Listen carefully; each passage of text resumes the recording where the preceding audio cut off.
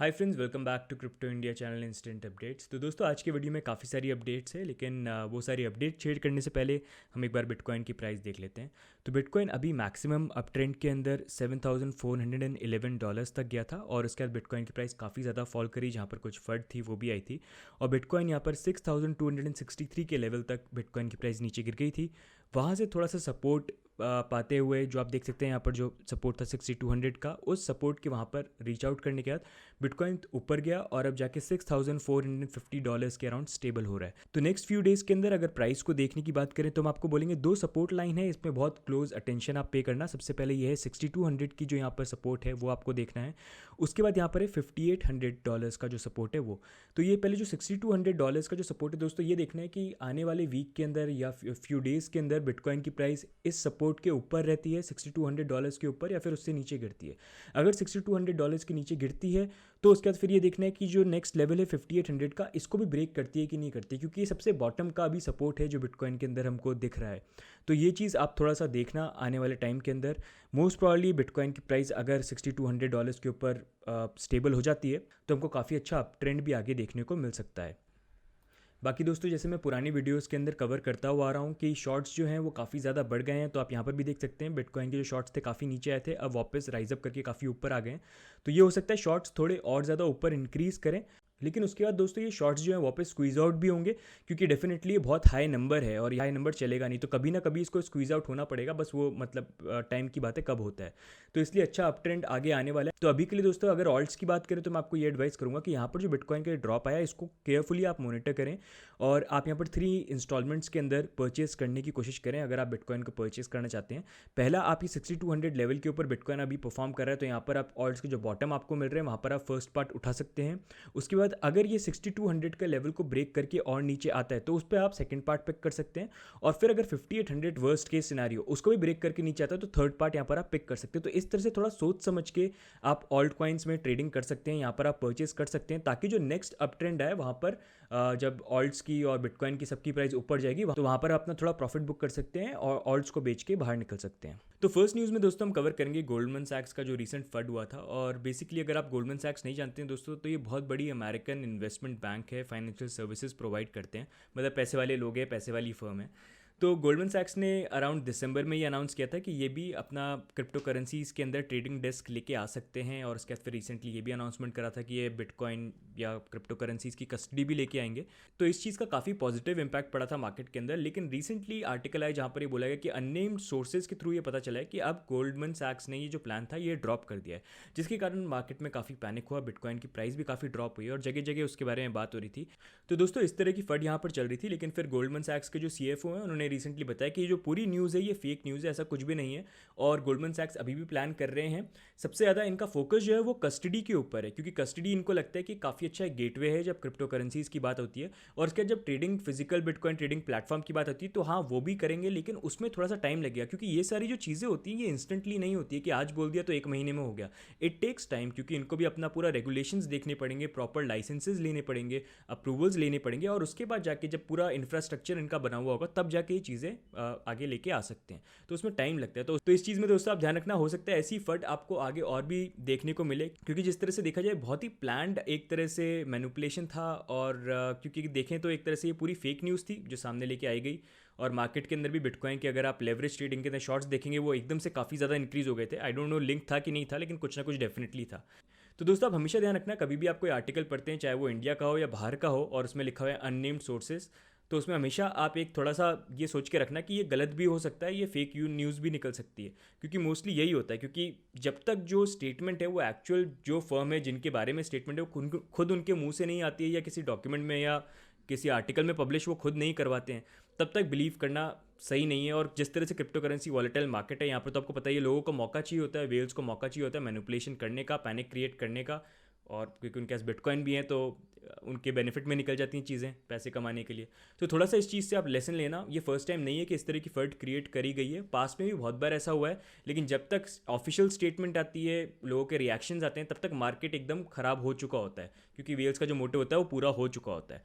तो next time दोस्तों, आप कभी भी ऐसी कोई न्यूज़ आपको बताता है या आप पढ़ते हैं तो हमेशा ये चीज़ देखना कि जो न्यूज़ कहाँ से आई है, कहीं वो अननेम्ड सोर्सेज से तो नहीं आई है।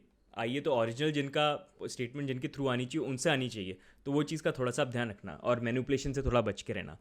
तो नेक्स्ट अपडेट में दोस्तों around $1 billion worth of bitcoin जो है उसको मूव करा जा रहा है सिल्क रोड वॉलेट्स के बीच में। और बेसिकली ये रीसेंट डेवलपमेंट हुआ है जहाँ पर काफ़ी लोगों ने मॉनिटर करा है कि कुछ पुराने वॉलेट्स हैं उसके बीच में काफ़ी सारे BTC जो हैं वो ट्रांसफ़र हो रहे हैं। और वो वॉलेट आप दोस्तों यहाँ पर देख सकते हैं 111,114 BTC इस वॉलेट के ऊपर थे। अब तो यहाँ से मूव हो गए हैं क्योंकि इसको काफ़ी डिवाइड करा जा रहा है, आगे मूव करा जा रहा है। और बहुत सारे अलग अलग वॉलेट के अंदर थोड़े थोड़े अमाउंट करके किसी में 30,000, किसी में 20,000, किसी में 50,000 ऐसे करके डिवाइड करा जा रहा है ताकि ट्रैक नहीं हो पाए कि ये BTC कहाँ जा रहा है, किस वॉलेट में मूव हो रहा है। कुछ एक्सचेंजेस में भी ट्रांसफर हुए हैं, कुछ दूसरे नए वॉलेट्स में आ रहे हैं, तो इस तरह से इसको मूव करा जा रहा है। तो इसी के ऊपर ये बात हो रही है कि ये क्या सिल्क रोड से रिलेटेड है या फिर ये माउंट गॉक्स का वॉलेट है जो पहले अनाउंस नहीं किया था, या FBI ने कोई ऐसा वॉलेट पकड़ा था किसी डार्क वेब की वेबसाइट के थ्रू जिसमें वो अभी कुछ करने की कोशिश कर रहे हैं। तो माउंट गॉक्स की दोस्तों बात करें तो उन्होंने सारा का सारा जितने भी बिटकॉइन के वॉलेट्स थे उन्होंने काफ़ी प्रॉपर तरीके से एड्रेसेस के अंदर स्टोर करके रखे हैं और गवर्नमेंट को भी रिवील कर रखे हैं, तो उनका नहीं हो सकता कि वो ऐसे छुपाएंगे। FBI का भी ये चीज़ है दोस्तों, जो भी उन्होंने डार्क वेब के थ्रू वेबसाइट्स को बंद करवा के बिटकॉइन वॉलेट्स एक तरह से कॉन्फिस्केट करें, वो उन्होंने रिपोर्ट्स के थ्रू रिवील कर रखा है। और रिवील में जो बिटकॉइन एड्रेसेस हैं उसके अंदर भी एड्रेस नहीं आता है, तो वो भी ये नहीं हो सकता। बहुत ज़्यादा लिंक इसका ये बोला जा रहा है कि ये सिल्क रोड के जो वॉलेट्स है वहाँ पर कहीं ना कहीं ये लिंक्ड है। तो सबसे पहले दोस्तों हम बात कर लेते हैं कि सिल्क रोड क्या है। तो सिल्क रोड दोस्तों अगर आप नहीं जानते हैं तो जैसे अमेजॉन है, अमेजॉन पे जाके आप ऑनलाइन इलेक्ट्रॉनिक्स, ग्रोसरी कुछ भी खरीद सकते हैं। ऐसी डार्कनेट के ऊपर एक सिल्क रोड करके वेबसाइट थी जो अमेजॉन की तरह ही थी, लेकिन वो सेल करते थे ड्रग्स। तो इस सिल्क रोड वेबसाइट के ऊपर लोग जाके दोस्तों बिटकॉइन के थ्रू ड्रग्स खरीद सकते थे, और जो ड्रग्स थे घर पे इनके होम डिलीवरी होते थे जैसे अमेजॉन के अंदर होते हैं। तो वैसे इस तरह से ये साइट चलती थी, और उसके जो मेन ओनर और एडमिन थे उस टाइम पे जो इस वेबसाइट को रन कर रहे थे उनका नाम था रॉस उल्ब्रिज। और रॉस उल्ब्रिज को फाइनली FBI ने पकड़ लिया और उनका जो लैपटॉप था उसको भी कॉन्फिस्केट करा, और उसके अंदर काफ़ी सारे बिटकॉइन वॉलेट्स थे जिससे इन्होंने जो बिटकॉइन थे वो एक तरह से रिट्रीव करे और रखे अपने पास, जिसको उन्होंने लेटर ऑन ऑक्शन में निकाला, जिसको टिम ड्रेपर ने खरीदा था अराउंड $400 ईच में उस टाइम के अराउंड। तो ऑक्शन में निकले थे वो। लेकिन उसके बाद भी ये बोला जा रहा है कि काफ़ी सारे ऐसे बिटकॉइन थे जो FBI पकड़ नहीं पाए, क्योंकि जब सिल्क रोड की बात करें उस टाइम पे बिटकॉइन की प्राइस बहुत ही लो थी, मतलब 2011-2012 की बात है, तब बहुत ही कम प्राइस थी बिटकॉइन की।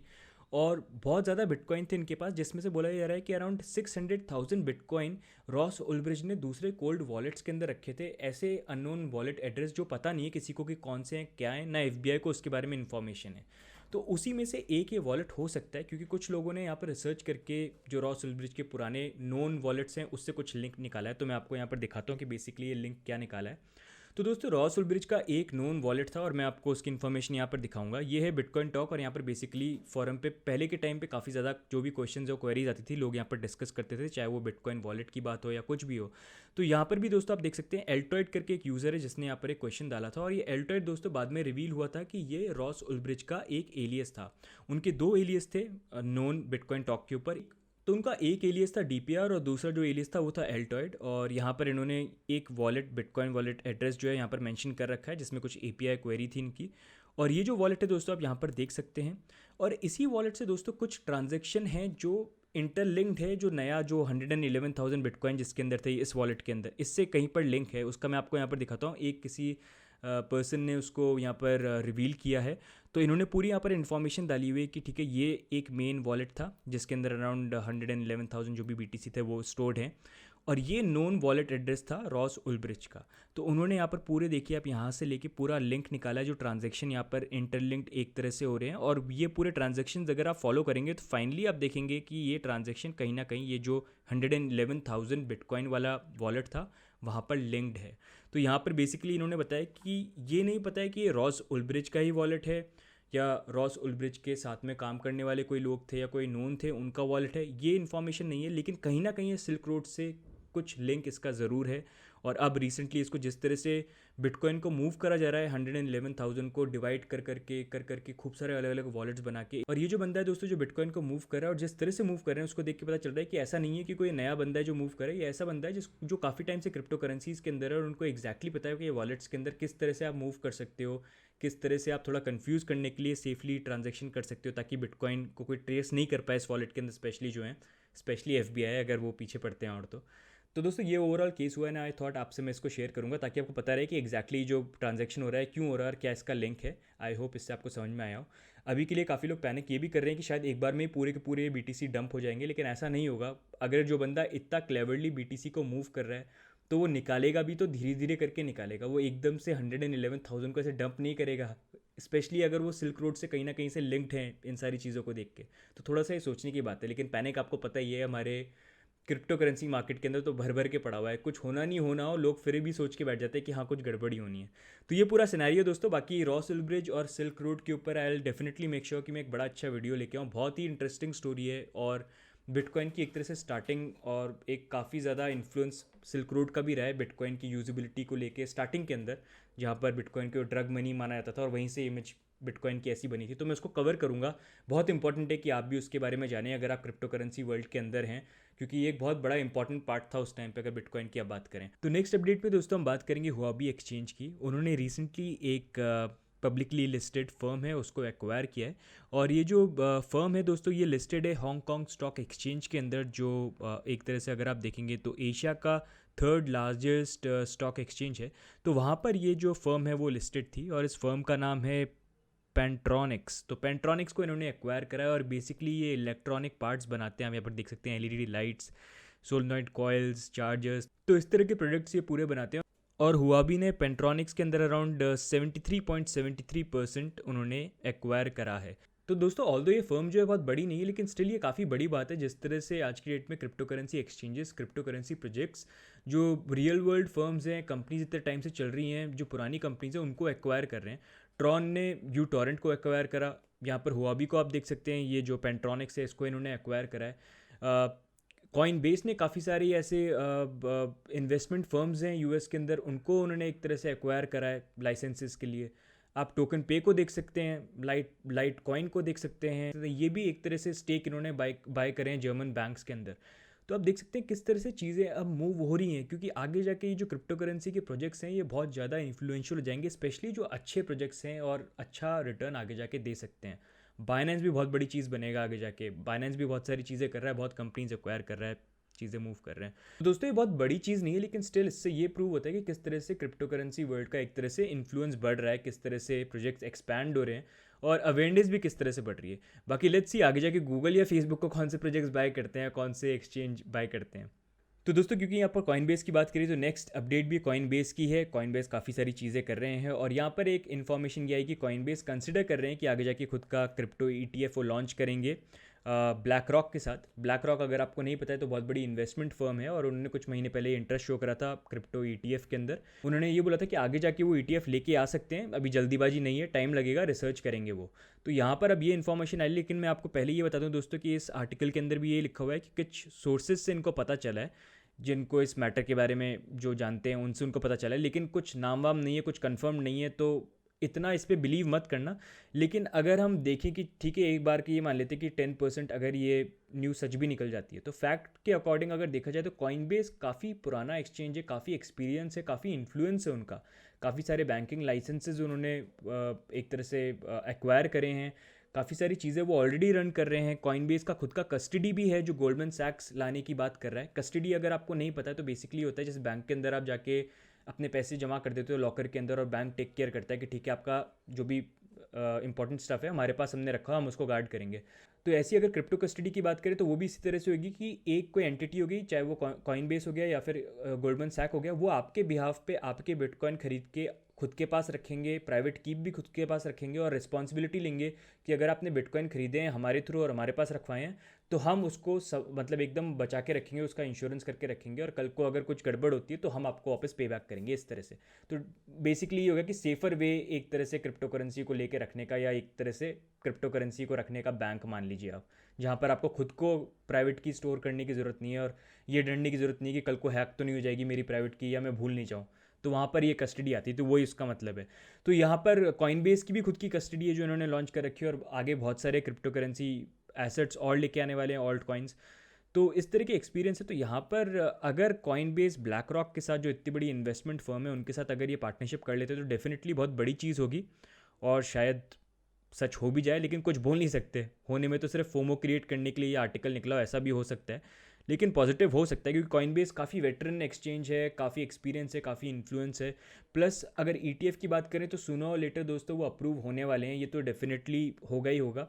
हो सकता है मोस्ट प्रॉब्ली मिड 2019 तक हो, और ज़्यादा चांसेस CBOE का जो ETF है उसके चांसेस थोड़े ज़्यादा हैं। और अगर बात करें दोस्तों तो बाकी और भी ETF हैं, जिसमें से अराउंड 9 ETF थे, वो 22 अगस्त को रिजेक्ट हो गए थे, SEC ने रिजेक्ट कर दिए थे, लेकिन वापस फिर से वो उसको रिव्यू करने लग गए बोल के कि नहीं हम इसको फिर से रिव्यू करेंगे। तो डेफिनेटली इससे आप खुद मेकआउट कर सकते हो कि ये पॉजिटिव साइन है, क्योंकि अगर किसी चीज़ को रिजेक्ट करना है, अगर आपको उसको एक्सेप्ट ही नहीं करना है तो आप रिजेक्ट करके मना कर दोगे। किसी चीज़ को रिजेक्ट करके वापस लेना मतलब डेफिनेटली कुछ ना कुछ प्रोग्रेस हुई है और कुछ चीज़ें चेंज हुई है ETF की फेवर में। तो वो ऐसा तो नहीं करेंगे कि रिजेक्ट कर दिया फिर मज़े मज़े में वापस बोल दिया कि चलो फिर से रिव्यू करते हैं, और फिर 10 दिन बाद वापस बोल दिया कि नहीं चलो अभी भी वापस रिजेक्ट कर दिया। ऐसा तो नहीं करेंगे वो, नहीं तो बहुत बड़ा मजाक बन जाएगा। तो डेफिनेटली पॉजिटिव कुछ होने वाला है, लेट्स सी क्या होता है। बाकी इस न्यूज़ के बारे में देख के तो पॉजिटिव लग रही है, लेट्स सी ऑफिशियल अनाउंसमेंट कुछ आता है तब पता चलेगा कि ऐसा कुछ है भी कि नहीं है। बाकी एक और चीज़ दोस्तों मैं आपको और बताना चाहूँगा कि आइस जो न्यूयॉर्क स्टॉक एक्सचेंज को ओन करते हैं और जो बैक्ड प्लेटफॉर्म लेके आ रहे हैं, आप यहाँ पर देख सकते हैं, उनका कुछ टाइम पहले एक ट्वीट था जो मैंने देखा था और आप लोगों से शेयर भी करा था, वो भी मैं आपको दिखाऊंगा। यहाँ पर भी इस ट्वीट के अंदर दोस्तों इन्होंने ये मेंशन किया था कि आइस जो है ये भी ब्लैक रॉक के साथ वर्क कर रहे हैं एक प्लेटफॉर्म बनाने के लिए, जहाँ पर standardize ETF primary market trading के लिए लेके आएंगे। तो इस चीज़ का मतलब ये नहीं है कि ये यहाँ पर बिटकॉइन ETF की बात कर रहे हैं, बाकी भी बहुत सारे ETF होते हैं उसकी भी बात हो सकती है, लेकिन डेफिनेटली आइस और ब्लैक रॉक अगर यहाँ पर सामने काम कर रहे हैं तो इस चीज़ से ये भी पॉसिबिलिटी ओपन हो जाती है कि जब ये दोनों क्रिप्टो करेंसी में भी इतने इंटरेस्टेड हैं तो हो सकता है कुछ ना कुछ इनके व्यूज़ मैच करें या कुछ पार्टनरशिप में कुछ लेके आएँ। लेट्स सी, मतलब मेरा खुद का गेस है, एक मैं सोच रहा हूँ 1+1 करके कि कुछ पॉजिटिव हो सकता है, क्योंकि दो बड़े बड़े मतलब ये इन्वेस्टमेंट फर्म्स काम कर रहे हैं साथ में। तो बाकी लेट्स सी दोस्तों आगे जाके क्या होता है, क्योंकि अभी सबसे बड़ी चीज़ ये इतने बड़े बड़े ये इन्वेस्टमेंट फर्म है, इनको मेन प्रॉब्लम और सबसे बड़ी चीज़ ये इनको दिख रही है कि क्रिप्टो करेंसी में इतना ज़्यादा पैसा है, इतना ज़्यादा पैसा है, और उस पैसे को ये लोग एक तरह से कमा नहीं पा रहे हैं, उसमें कैश नहीं कर पा रहे हैं, निकाल नहीं पा रहे हैं।